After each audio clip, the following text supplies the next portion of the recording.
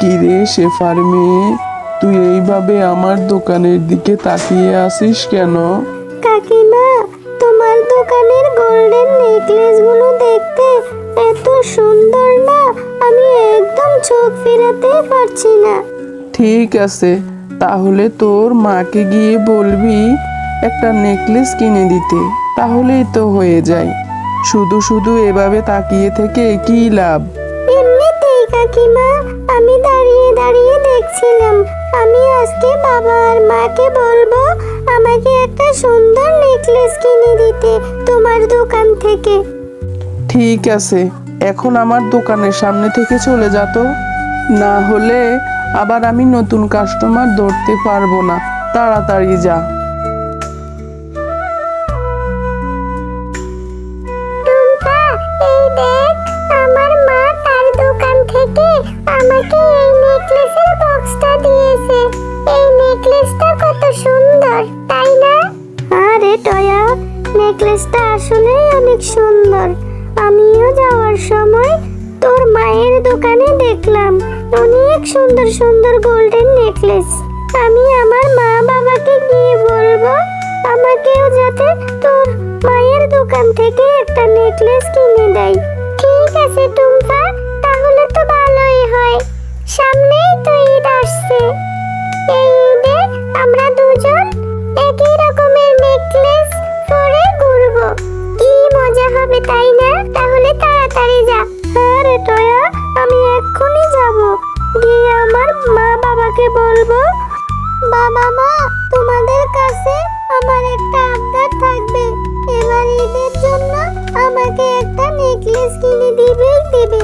আমি কখনো সোনার নেকলেস পরিনি। আমার যে সোনার নেকলেস পরতে খুব ইচ্ছে করে। কি সব বলছিস সে টুম্পা মা? সোনার নেকলেস? সে তো অনেক দাম। আমি কখনো সোনার দোকানে গিয়ে নেকলেসের দামও জিজ্ঞেস করিনি। মনে হয় অনেক দাম হবে। তোর বাবা রিক্সা চালিয়ে যে টাকা ইনকাম করে সেই টাকা দিয়ে তো আমাদের সংসারই চালাতে হিমশিম খেয়ে যায়। তোকে আবার কোথা থেকে সোনার নেকলেস কিনে দেবো রে মা? আমি এত কিছু বুঝি না, আমার একটা সোনার নেকলেস লাগবেই লাগবে। টয়া কত সুন্দর নেকলেস পরে। আমার যে সোনার নেকলেস পরতে খুব ইচ্ছে করে বাবা। আমাকে একটা সোনার নেকলেস কিনে দাও না মা। না না, এত শখ থাকতে নেই। এগুলো যে বড়দের শখ। সোনা শুধু বড় লোকদেরই জন্য। ওদের অনেক টাকা আছে, ওরা সোনার গহনা কিনে পড়তে পারবে। আমাদের তো ওদের মতো অত আয় রোজগার নেই। আমাদের মতো গরিবদের এত শখ থাকতে নেই রে মা। মা, তুমি আমাকে সব সময় এরকম বলো। তুমি আমাকে কম করে একটা সোনার নেকলেস কিনে দাও না মা। আমার অত দামি নেকলেস লাগবে না মা। কম দামে হলেও তুমি আমাকে একটা সোনার নেকলেস কিনে দাও। আমি যে আমার বান্ধবীদের বলেছি এবার ঈদে তাদের মতো সোনার নেকলেস পরবো আমি। হাগো টুম্পার মা, তুমি আমার মেয়েটাকে এভাবে বলছো কেন? আজ আমি সকাল থেকে যা রোজগার করব সেই টাকা খরচ করব না। তুমি সেই টাকা দিয়ে আমার মেয়েটার জন্য একটি সোনার গহনা কিনে নিয়ে আসিও। ঠিক আছে ঠিক আছে, তোমরা মেয়ে আর বাবা দুজনেই পাগল হয়ে গেছো। একটা সোনার নেকলেসের অনেক টাকা দাম। এই টাকা দিয়ে কিছুই হবে না। হবে হবে, তুমি আমার মেয়েকে ছোট করে হলেও একটা গহনা কিনে দেবে। আমি এখন কাজে বের হচ্ছি। কি মজা, আমি আর সোনার নেকলেস কিনবো।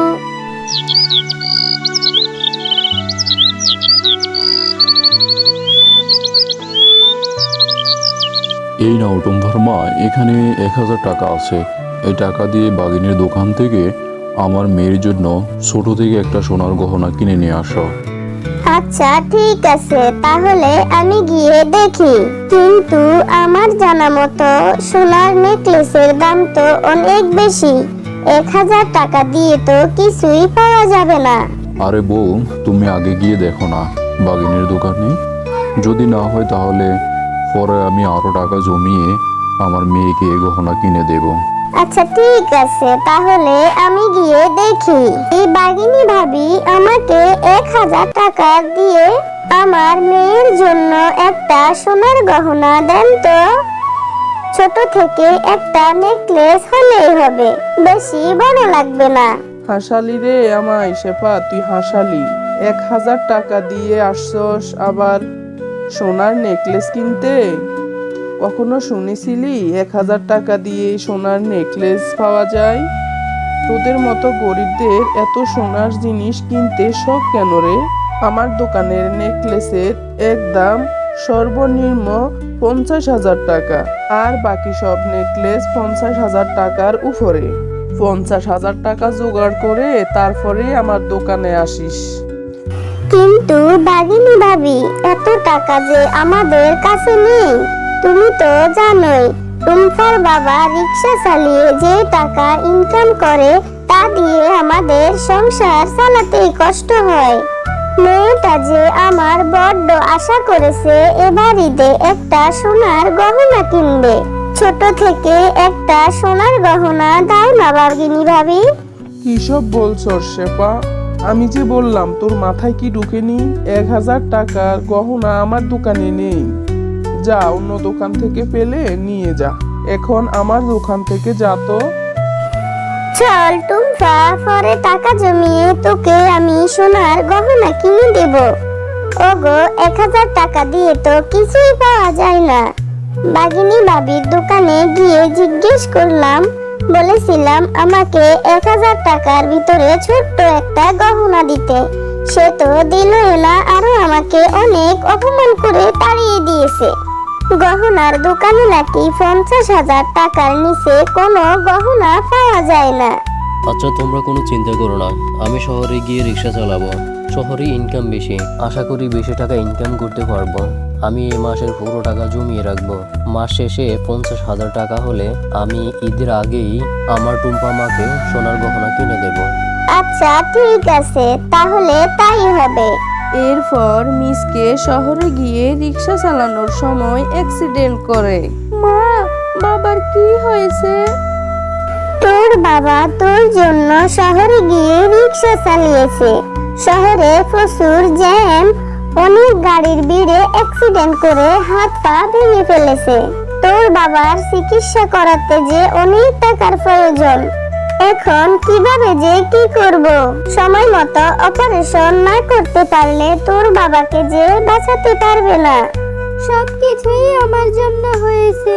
আমি কেন বাবার কাছে গহনা আবদার করতে গেলাম? এখন আমার জন্য আমার বাবার এত বড় একটা অ্যাক্সিডেন্ট হলো। কতবার বলেছিলাম এভাবে সোনার গহনার বায়না করিস না। আমরা গরিব মানুষ, আমাদের যে এত সামর্থ্য নেই। তারপরও তুই বারবার বায়না করতে গেলি। এইবার দেখলি তো তোর বাবার কি অবস্থা হলো।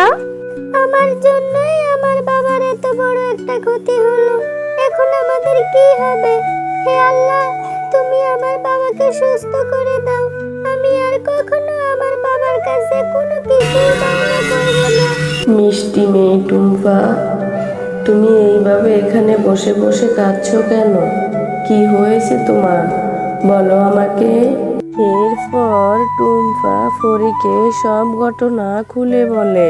সব শুনে পরী বলে, ও এই ব্যাপার, এই নাও এই বীজটা তুমি তোমার বাড়ির আঙিনায় রোপণ করে দিও। দেখবে তোমাদের পরিবারের সকল সমস্যা দূর হয়ে গেছে। এরপর টুম্পা সেই বীজটা তাদের বাড়ির আঙিনায় রোপণ করে দেয়। এই টুম্পা, তুই বাড়ির আঙিনায় এটা কি রোপণ করলি? মা, এই বীজটা আমাকে এক পরী দিয়েছে। বলেছে এই বীজটা রোপণ করলে আমাদের সকল সমস্যার সমাধান হয়ে যাবে। তুই সব বলছিস টুম্পা, এমনিতেই তোর বাবা অনেক অসুস্থ। তুই আবার কি পাগলামো করছিস বলতো? মা, সকাল হলেই দেখা যাবে।